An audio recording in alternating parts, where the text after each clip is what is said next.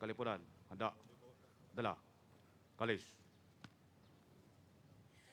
Good morning, ladies and gentlemen. We are gathered here today to commemorate the 77th anniversary of the Battle for Manila. Please all rise for the entrance of colors.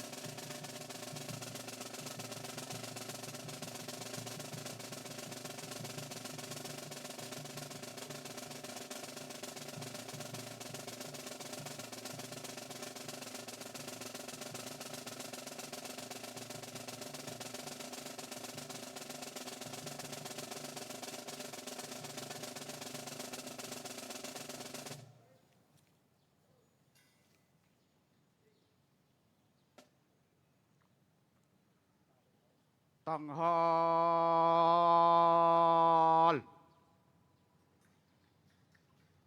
Ta! Mga pinuno at kalipunan. Tanghal. Ta! Ladies and gentlemen, the playing of the Philippine National Anthem.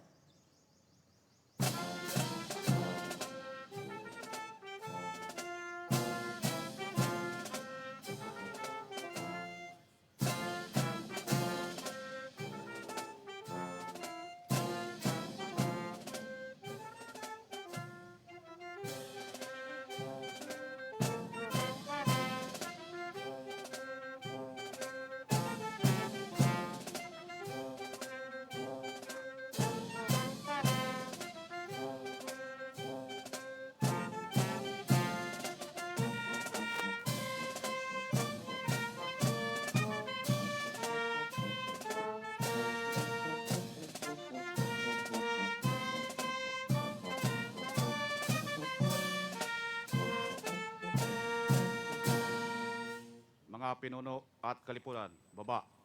Ta! Da. Dala. Kalis. Baba.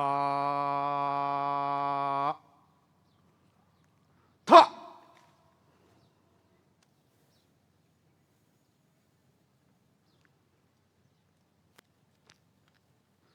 Gido, anda na po sa pag-aalay. Kalipunan, sa kanan. Hup. Sulong. Kad.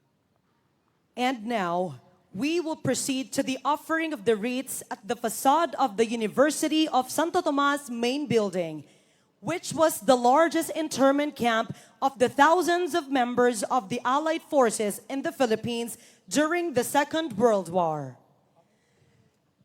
The first wreath is from the University of Santo Tomas, represented by its rector, Very Reverend Father Richard G. Ang of the Order of Preachers.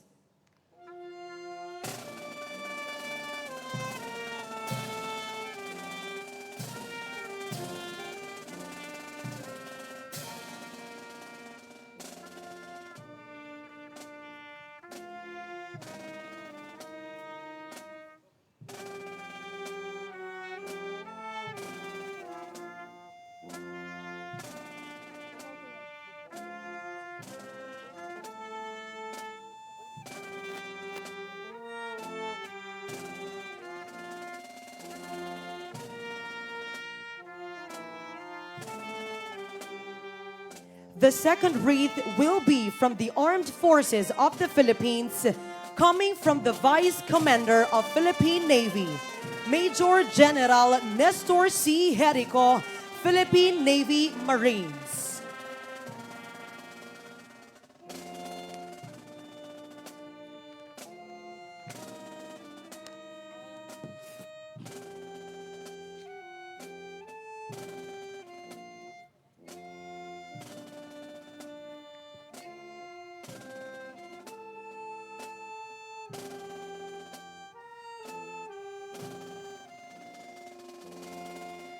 The third wreath is from the National Historical Commission of the Philippines, represented by its chairman, Dr. Rene Escalante.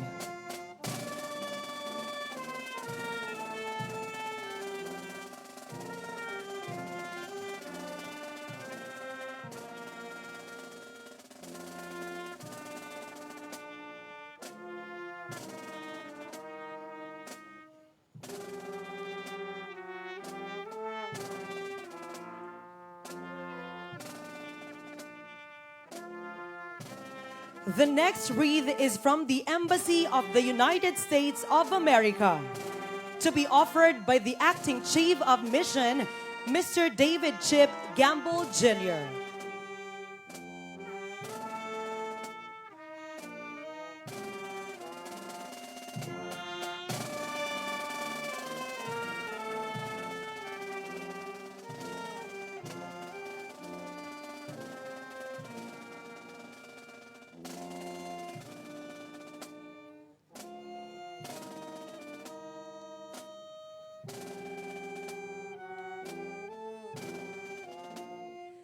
Next is from the Embassy of Japan, and it will be offered by His Excellency, Ambassador Koshikawa Kazuhito.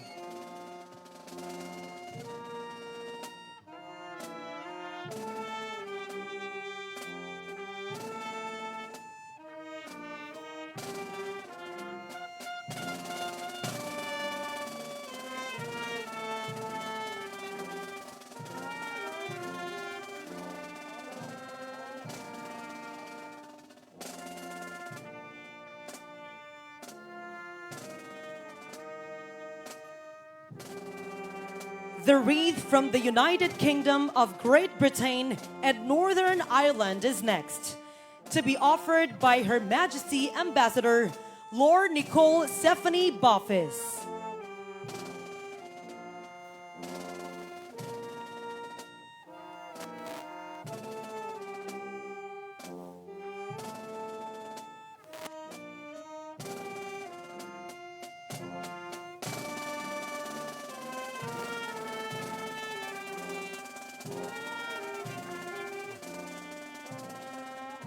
The next wreath is from the Embassy of Canada, to be offered by its ambassador, His Excellency James Peter MacArthur.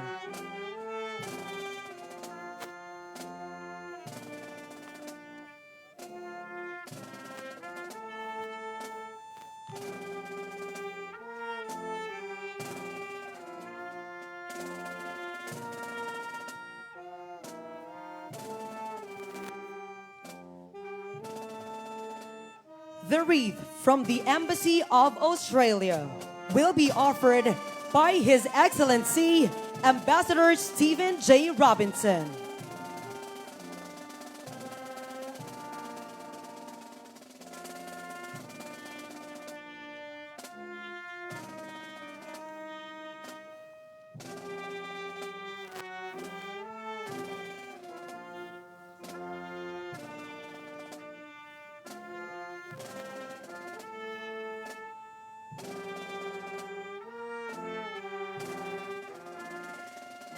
And now, the wreath from the City Council of Manila will be offered by its presiding officer and Vice Mayor of the City of Manila, Honorable Maria Sheila Hani Lacuna Pangan.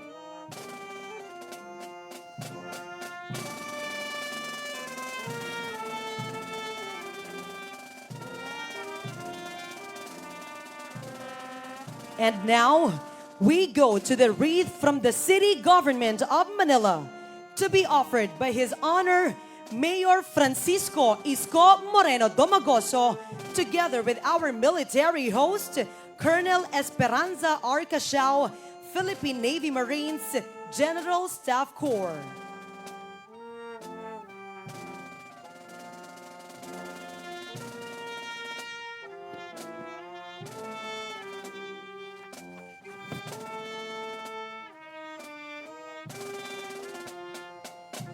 Kalipunan. Harap sa kanan.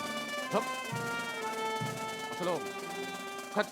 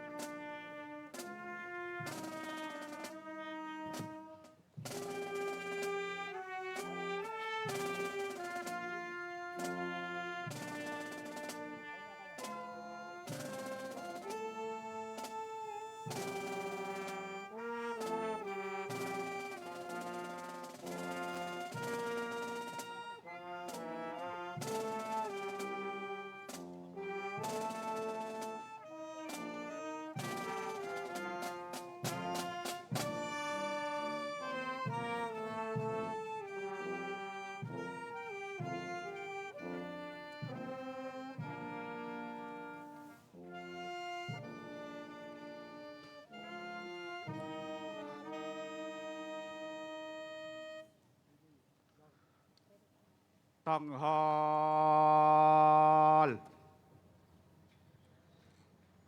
Ha! Mga pinuno at kalipunan, tanghal.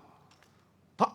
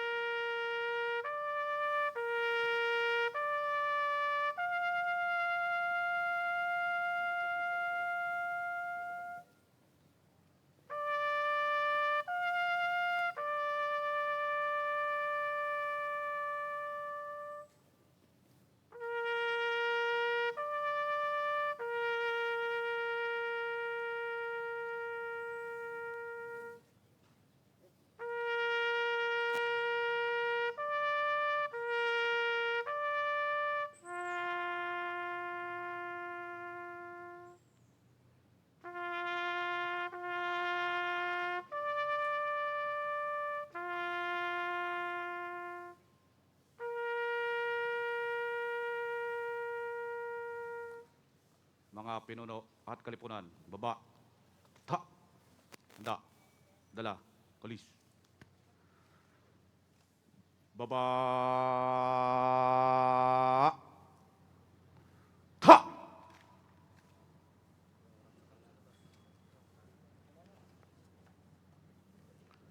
Kalipunan. Harap sa kaliwa. Harap. Sulong. Kad.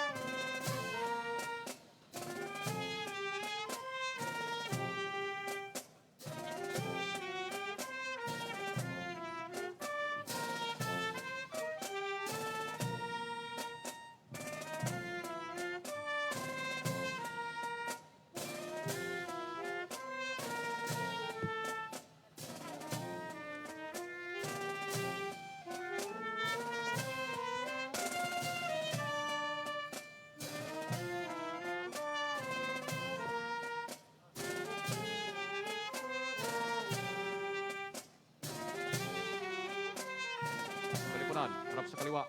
Stop. Sulong. Cut.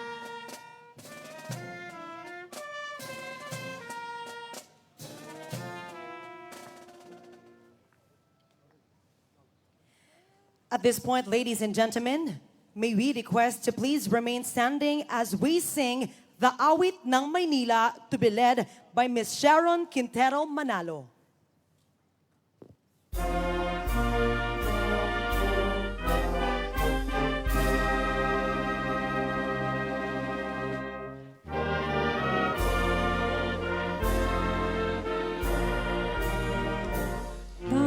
Tanging lungsod naming mahal, tampok ng silanganan, patungo sa kaunlaran at kaligayahan.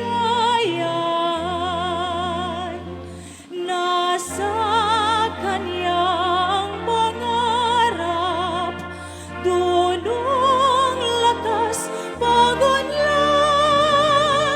ang Maynila'y tanging perlas ng bayan ngayon bukas. Maynila, Maynila, dalhin mo ang bandila. Maynila, oh Maynila, at itanghal itong bansa.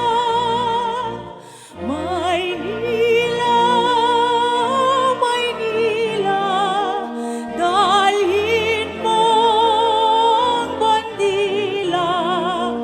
Maynila, oh Maynila, at itanghal itong bansa.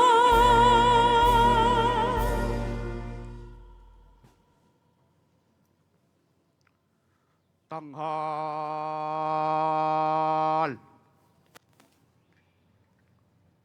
Ta. Kalipunan. Tanghal. Ta. Kalipunan. Baba. Ta. Da. Dala. Kalis. Baba. Ta.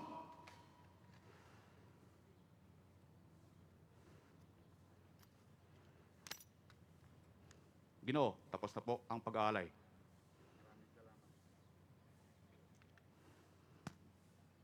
Kalipunan, baba, kalis.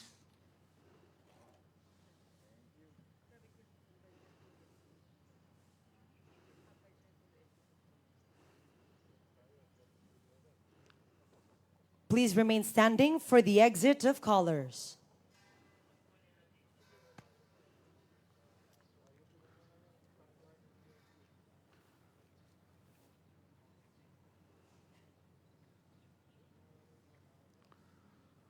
Mga watawat at tanod, sumulunan.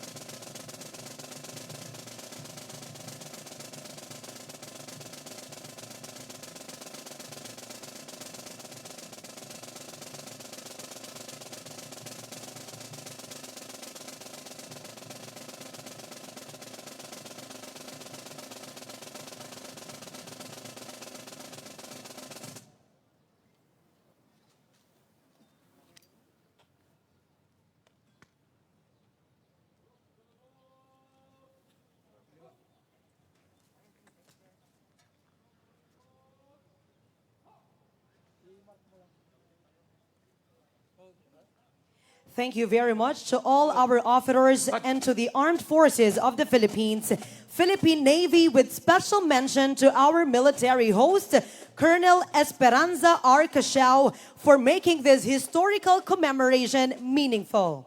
Let us give a warm round of applause to the Philippine Navy. At this juncture, we would like to request Mayor Francisco Isko Moreno Dumagoso, Vice Mayor Hani Lacuna Pangan, and all our officers to proceed in front for some photo opportunities.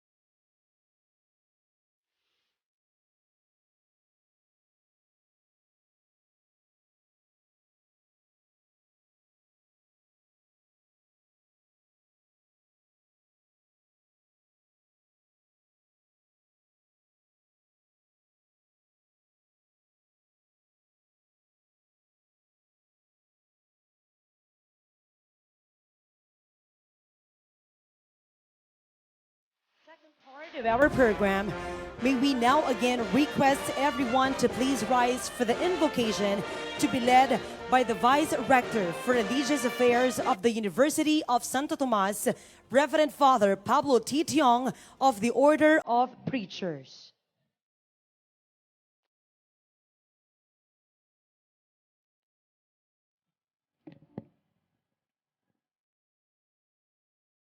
O God Most High, author and source of true freedom, peace, and justice, in your image and likeness, you created each one of us with a human dignity, worth of respect on earth, and destined for eternal glory.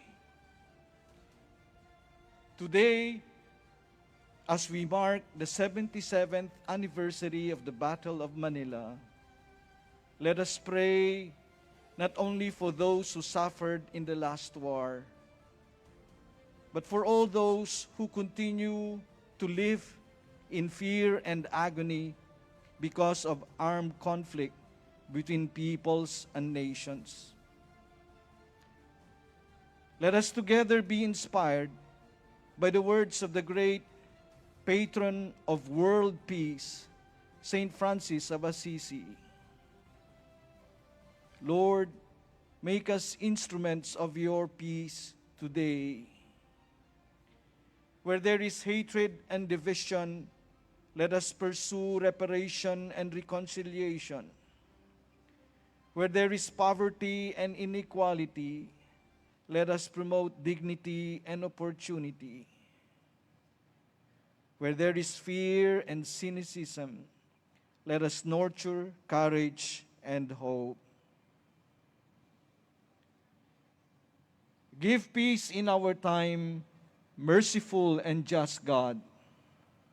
That peace, which is a peace that the world on its own cannot give.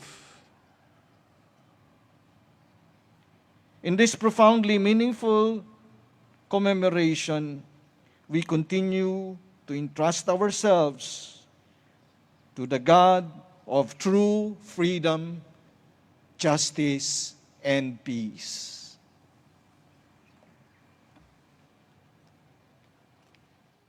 You may now be seated.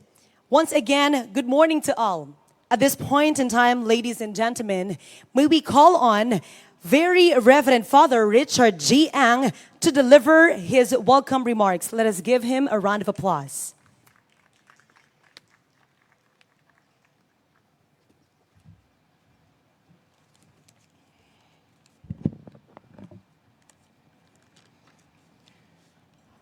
Honorable Mayor of Manila, Francisco Dumagoso, Vice Mayor Maria Sheila Lacuna Pangan, esteemed members of the Diplomatic Corps, ladies and gentlemen, good morning. It is my honor to welcome you today to commemorate the 77th anniversary of the Battle of Manila, when American troops entered the capital to end the 3-year occupation of the Philippines. In 1945, Manila was the second most damaged city in the world after Warsaw. Many districts such as Binondo, Quiapo, Santa Cruz were reduced to rubble. Architectural landmarks like the old Santo Domingo Church in Intramuros were lost forever. But today, Manila is different. It is a bustling metropolis full of life and vigor. UST played a critical role during World War II as the largest internment camp in the Philippines. 77 years ago, around 4,000 internees, Americans, Canadians, Australians, British, were liberated from this camp. We look back with pride at the heroism displayed by Capitan Manuel Colayco, a UST faculty member who was mortally wounded in guiding the liberators in their entrance to the campus. We remember the courage of nameless civilians and the unimaginable sufferings of those who experienced the desolation of war. Remembering, my dear friends, is part of healing. We can only make sense of the past by our ability to retell the story and acknowledge the pain and sufferings inflicted.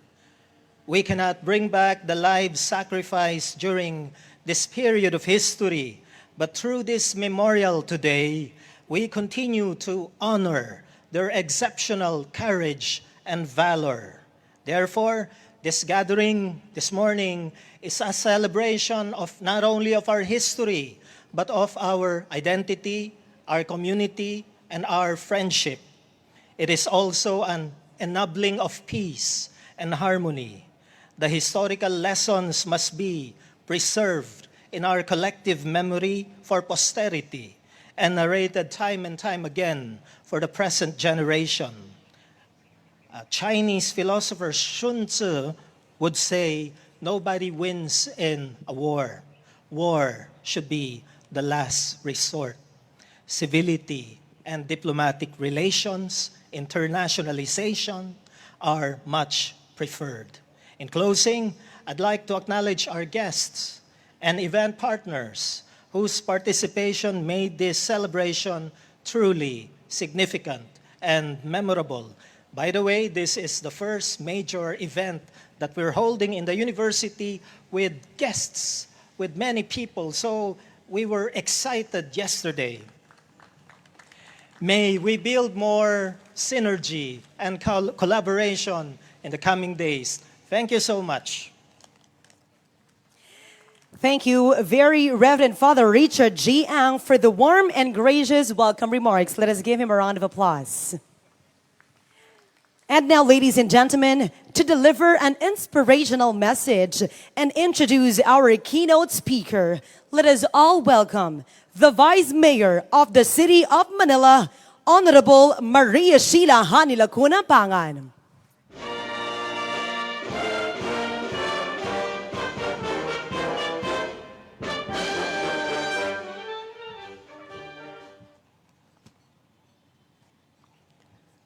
Your Excellencies, members of the Diplomatic Corps, representatives of the national agencies, my dear colleagues from the City Council of Manila, and officials and staff of the Pontifical and Royal University of Santo Tomas, other distinguished guests, friends, ladies and gentlemen, good morning.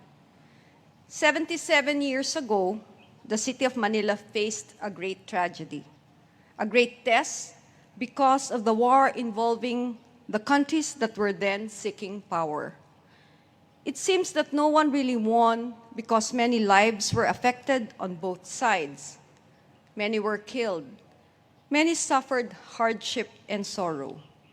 The picture of war left was tragic. But we did not lose hope. The Manilans, our fellow Filipinos, rose from their slump. We thank the Pontifical and Royal University of Santo Tomas, the oldest Catholic university in Asia, for taking part on this commemoration. You played a significant role during the 1945 incident when you allowed your campus to be an internment camp for many civilians, foreigners, and prisoners of war. Today, we just look back on the sad yesterday. And we hope that our dear city will never experience such destruction again. We also learned many lessons from the experience of the battle for Manila. At present, we face a great challenge and many lives have been affected and many have been given their lives.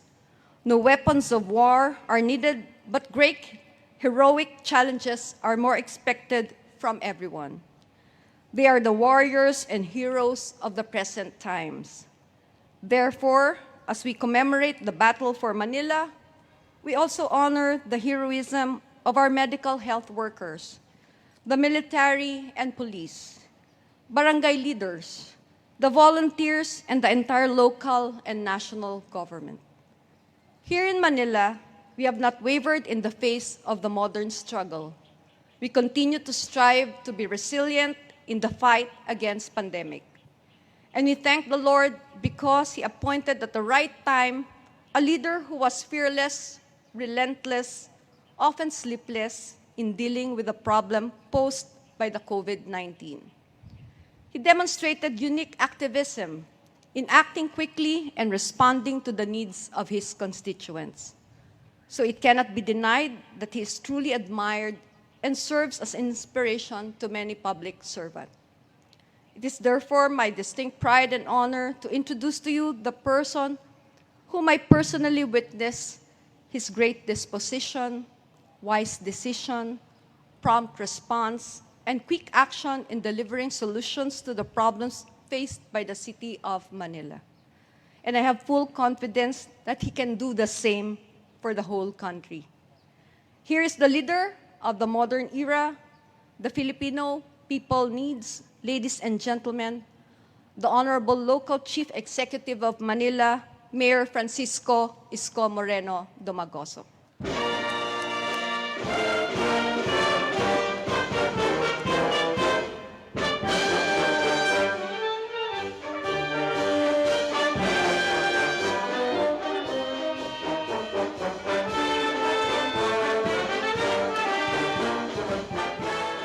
Maraming salamat sa ating minamahal na Vice Mayor Hani Lacuna Pangan. Palakpakan po natin. Good morning to all the esteemed ladies and gentlemen present in this morning's commemorative program for the 77th anniversary of the Battle of Manila. Your Excellencies, members of the Diplomatic Corps, representative of national agencies, distinguished city councilors, and most especially to our venue host together with the competent officials and staff of this university. First, the city would like to express our sincerest gratitude to the administration of the Pontifical and Royal University of Santo Tomas, Manila, for granting us the permission to hold this historic event inside the premises of this national cultural treasure. This higher education institution doesn't only speaks well of its academic excellence, but also has the distinction of being the oldest existing university in Asia. Since its establishment by Monsignor Miguel de Benavides in April 28, 1611, up to the present, UST never slowed down as it trailblazed its way to be among the top universities in this part of the world. We are deeply honored to hold this event side by side with one of the pillars in the higher education, learning, as we both have this commitment to moral formation as an effective tool towards social transformation. The Thomasian Core values of competence, commitment, and compassion are also part of our administration's dictum, as we embedded them also to the core values of public servants of the city government. 77 years ago, on this fateful day, was the start of the liberation of Manila from the hands of the antagonist, coming from more than 300 years of being a colony. We were really in an envious position of being a jewel in this part of Asia, as the powerful countries then would want to take control of our islands. It was an unforgettable chapter of our past. Although the pictures and scenes that we can remember are that of gloom and devastation, the lessons they bring are very relevant, especially at this moment, at these most challenging times. We were a victim of greed for power that in the present day civilized global community ideally should never exist. As presently stated in our basic law, we renounce war as an instrument of national policy, which highly speaks of how peace-loving of a nation we are. But this does not mean that we have buried the past deeply engraved. No. We may forget the gruesome scenes of the Second World War, but the valor of our heroes will endure in the annals of our history, ever to be immortalized by fellow Filipinos as models of patriotism and love of country. Much like Captain Manuel Colayco, who was instrumental in liberating more than 4,000 freedom fighters inside the buildings of this formidable university, which was considered to be the largest internment camp that was made during the war. Captain Colayco was a picture of fearlessness as he risked his life being the commanding officer of the Allied Intelligence Bureau Manila unit. As a Filipino who could have a decent and comfortable life living as professional, but choose to take dangerous path to help those in dire need of independence, the University of Santo Tomas will also be remembered as a living proof of the harsh realities of an armed conflict. The situation at present may be different from that during the war, but the challenges are the same. We are right now in the middle of the global pandemic, and the loss of lives are inevitable as the virus has progressed into variants that has proved to be more fatal since its inception. We are now in the middle of the conflict with a virus that left no one unaffected. But just as the brave soldiers whom we relied upon during the armed battle, we have our courageous frontliners who never turned their back on us when we needed them the most. Our country's medical professionals lived truthfully to their Hippocratic oath as they displayed their selflessness, as many of them even died in the defense against COVID-19. Our city has no exemption, as we also have some of our dear medical frontliners or medical staff who passed away in the middle of this dreadful fight. Our law enforcers, government workers, barangays, and community leaders joined hands in hope that soon this pandemic will be over.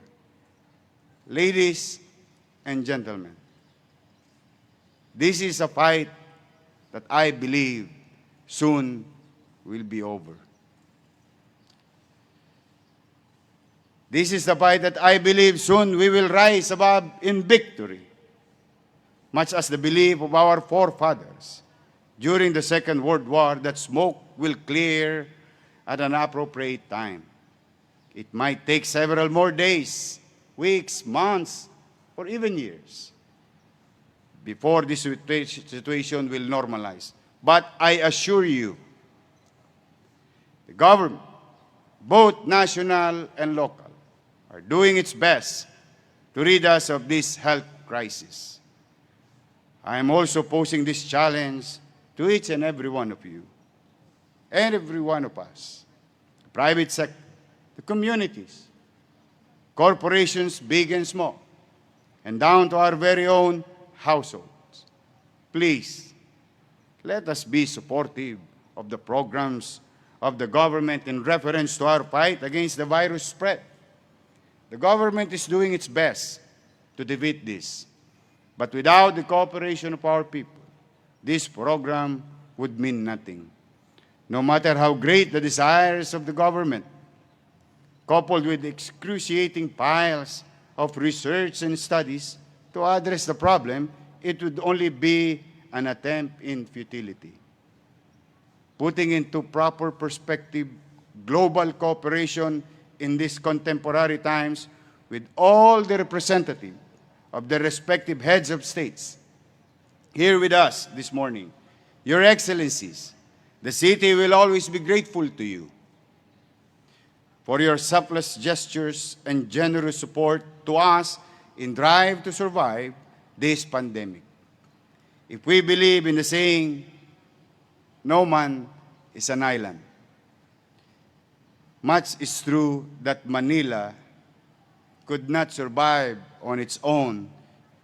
Your help to the city, pandemic or not, has come a long way and will always be a testament to our close ties as allies towards world peace, progress, and development. As I speak, the city will always be grateful to all of you, no exemption, as this living proof to the existence of the modern allied forces, uniting in the fight against global pandemic, in unison to the universal aim of a healthy citizenry as tool towards global progress and development. Ladies and gentlemen, fellow Batang Maynila, my beloved countrymen, the Battle of Manila, no matter what will happen in the future, will remain etched in world history. But what is more lasting is the fact that this atrocious event serves as a lesson, whichever side we are in, and that is love of one's country is nothing if you don't have the genuine care and compassion for your brothers and sisters. For us to love our motherland is for us to love a country, our fellow countrymen as well. Soon, the light at the end of the tunnel that we are all yearning for will slowly become visible.